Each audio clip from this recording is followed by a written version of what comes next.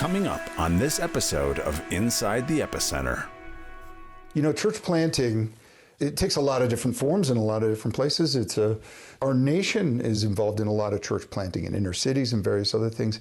But in the Muslim world, it's got to be a unique and challenging environment. What are some of the obstacles to doing church planting in these Islamic countries?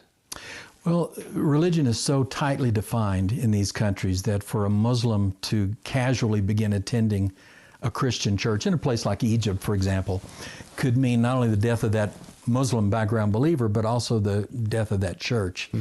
I met one fellow in Egypt. I was sharing about Muslim movements to Christ, and a guy came up to me afterwards very quietly, and he showed me an old clipping from a newspaper of a person who had died, a Christian who had died, and the name of that Christian, he said, "That's me."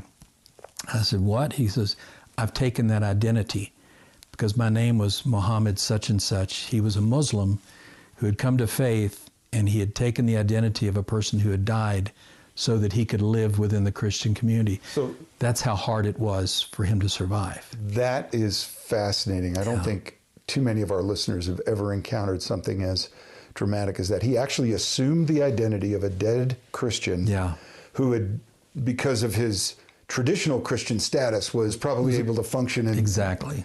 But this was a Muslim background believer who became a dead Christian so that he could live. Now that's... I've heard of people doing that in politics, but I'm not quite sure that... I don't know how many of those are going to come out of the closet. Obviously, it's very risky, but he needed to tell me that.